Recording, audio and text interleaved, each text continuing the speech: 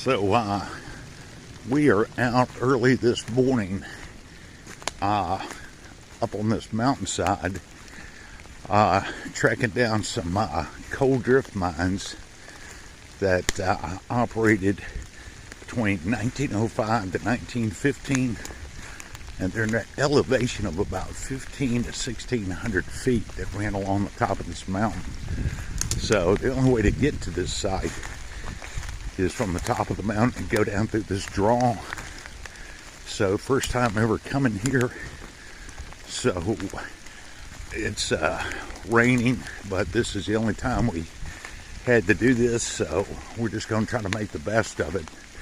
But so never been to this site before, so not really sure what we're going to see, if the mines are actually going to be open or what it is. So anyway, got a little ways to go around to get around on the side of the mountain. So not the best ideal situation, but we're here. We'll make the best of it.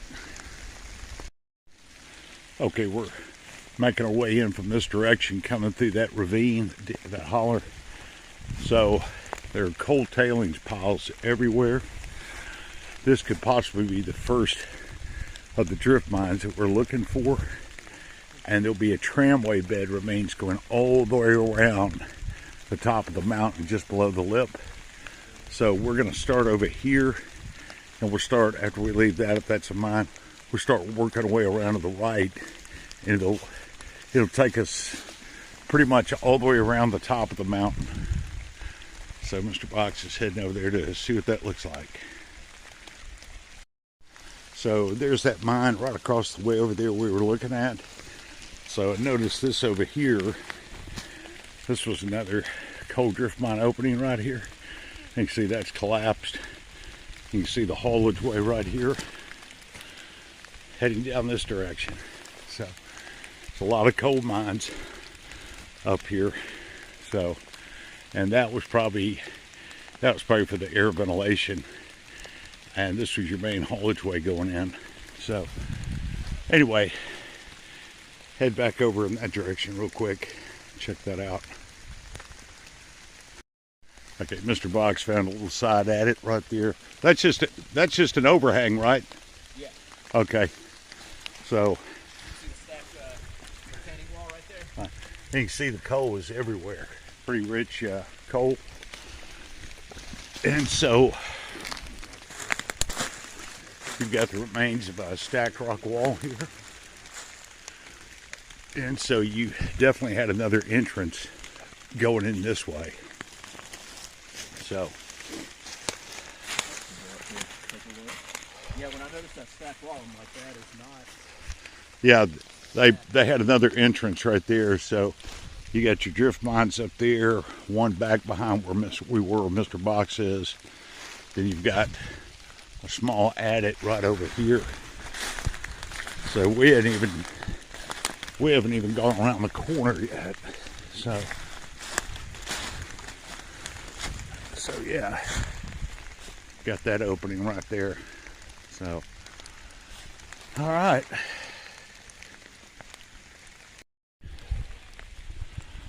Okay, so we're at near the crest of the mountain, which will be right there. And what you've got right here is just tons of coal tailing piles everywhere. Right there, Mr. Box is coming up from the rear.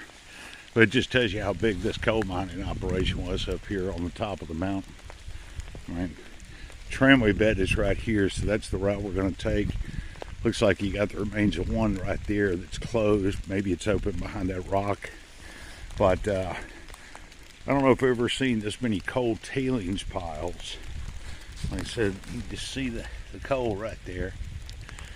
And that's a continual drop down almost 1,600 feet. So I'm going to have a look over here for a second. And right over there, and our route's going to take us along that old tramway bed, which will go straight down and curve to the right. And it'll go for about 3/4 of a mile along this mountain where the coal mines were. So pretty impressive, man.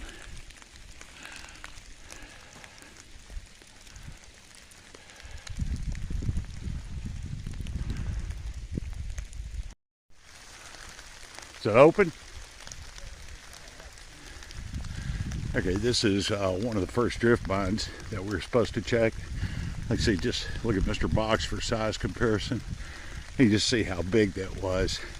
And it probably sealed itself when that the top of the overcast, if you want to say, the top of, just fell down on top of it. But Mr. Box is checking out the air shaft. How's it look? Collapsed? Okay. I've noticed a lot of sandstone tops. Yeah. Look at all this coal remaining. I mean, I've never seen so much coal on the ground. And see, you still got some more mines over there. We'll check when we come back. But we'll stick to our original plan of following the tramway bed. And when we come back, anything that we've missed, we'll try to follow up on. But impressive. Okay, you've got your tramway bed, minecart rail tramway bed right here. Just happened to look over and notice that. That is an impressive stone retaining wall, what's left of it, right there. That took some effort to build, but so looks like some of it eroded away right there. So the tramway bed follows on behind Mr. Box, the remains of it. So we'll keep heading that way.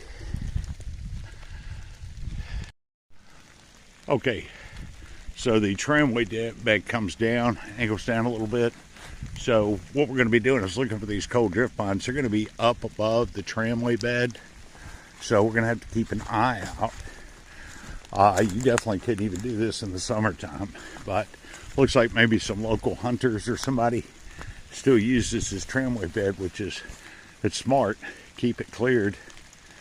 And so we're going to be, as we go down, we're going to be gazing up about halfway up the top of the mountains right there.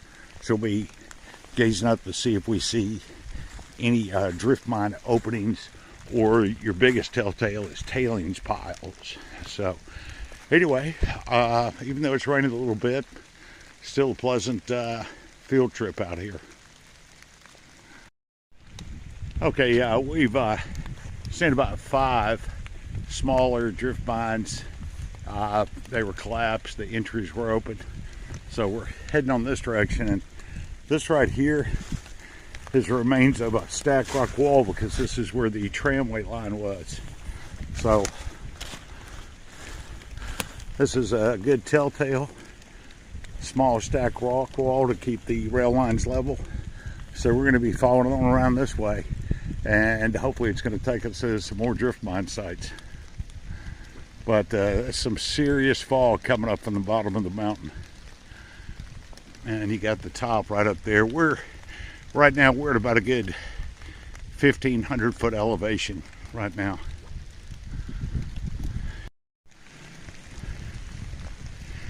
Mr. Box noticed they had a lower tramway line. You got the remains of that stacked rock wall, retaining wall. And right there is where the minecart rails would have been, tramway rails. So that's pretty neat. All right, keep continuing on this route for about 300 or 400 more yards, and then the tramway line should end. So we'll just, there should be about 4 or 5 more mines, hopefully, we can scout out. Okay, so Mr. Box, he's climbing up. He's going to check out that coal drift mine there. And we were down there on the lower tramway bed. So whenever you see coal on the side above you, that means there's a drift mine up above you. So got one right here. That's pretty impressive. Mr. Box is going to check on one over there. So you got a little tramway line for these upper mines. They probably had a tipple or chute system, or they lowered the mine carts by an inclined rope. So that looks like that's going to be closed, but that's an impressive looking opening though. That is a impressive outcrop right there on top of the mountain.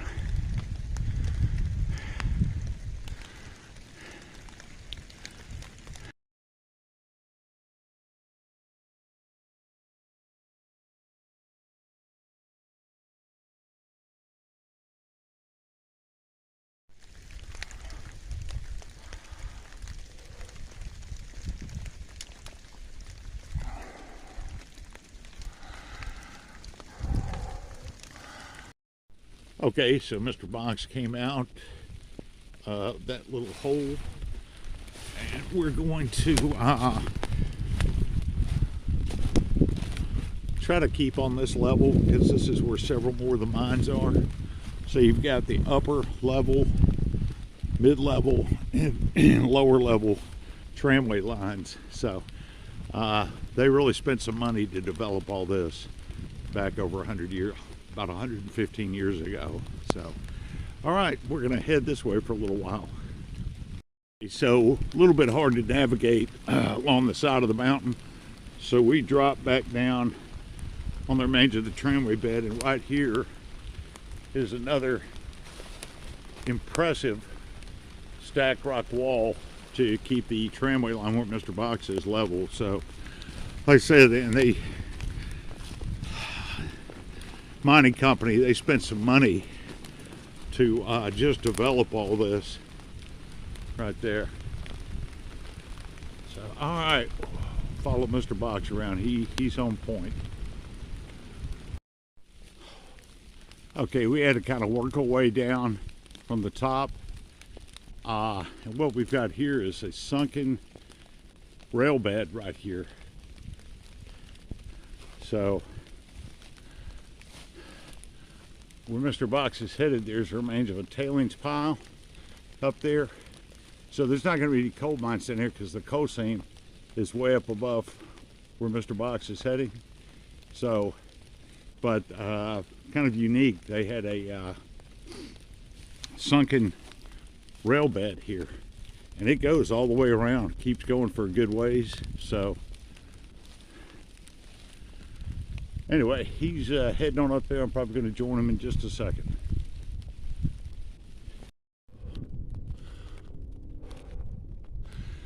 Okay, Mr. Box checked out the last of the coal drift mines in this series. Said they're all collapsed. But up here on this one, this is an impressive coal tailings pile right here. You can see that's the top of the mountain right there, and about 1,500 feet off that crest and straight down. So this is where they were pulling all that coal out of, man. So most of these drift mines had sandstone roofs, which is not good, but that collapsed. But it must have been an impressive coal drift mine opening right there. So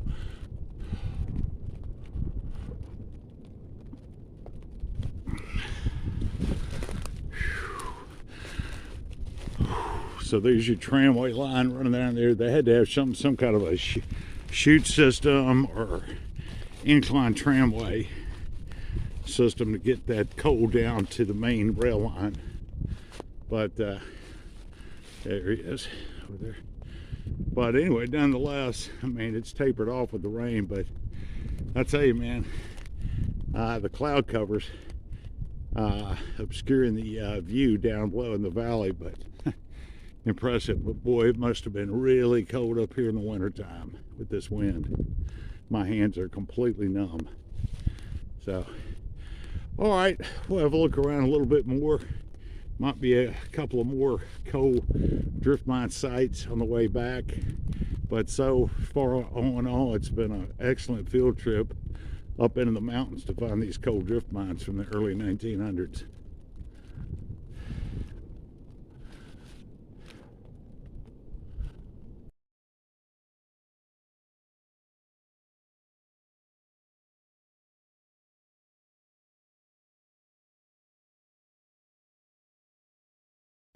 Okay, we repositioned to another side of the mountain right here with the same coal mines.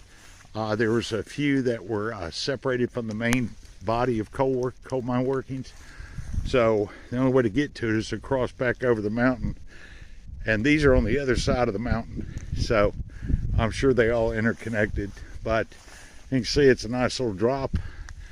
It's thick fog. It's misting and raining again lately, so have to be careful going down. But yeah, just amazing where they found places to put coal drift mines. So can't even see the bottom. The whole valley's socked in down there.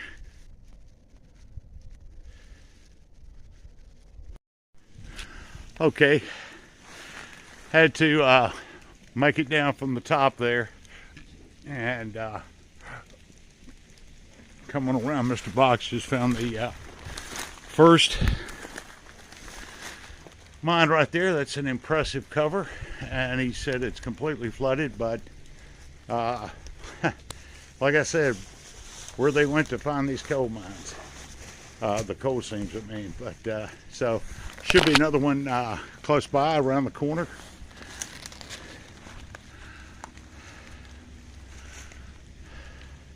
And these are in the same time period, early 1900s, 1905 to 1910. So, all right. Okay, so we had to work our way around. This is an additional tramway bed, the mine carts. And Mr. Box, you see, he's coming up. Well, standing on a stacked rock wall. They held the mine carts. So there's the drift mine should be right along this tramway bed. So that took a little bit of sleuthing to find these, man. I mean, because you can't see more than about 100 feet. So, all right, we'll see what's around the corner. Okay, just came around from that direction. Mr. Box located the first coal drift mine. Here's the top of the mountain. He took a peek in there. He said it's totally flooded. There should be at least one more along the old tramway line. It's just, he was just commenting the same. It is amazing how high we are and water can find a way to get in the mine. Just amazing. So we'll get right over here. I think he's located the other one, but off that precipice is about 1,500 feet straight down. So, all right. Okay, the other mine that just came from is just around the corner, and this is its sister mine right here. And Mr. Box said that that is completely flooded. So, yeah, I see it, man. That thing's about 1 foot from the ceiling. Incredible, but impressive top cover. Overcast, if you want to say. But all right, well, we'll deviate back to our original course. Piece of the mine cart. Oh yeah, well there you go. Too bad it's not the whole mine cart. All right, so we're gonna deviate back to almost near where we started in from, and take a look at several more sites before we call it.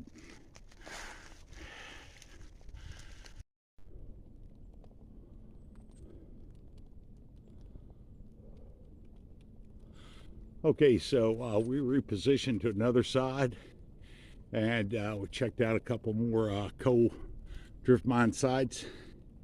And you can see this is, we're on top of a tailings pile right here. Once you go past that certain area where the fog is, it just goes straight down.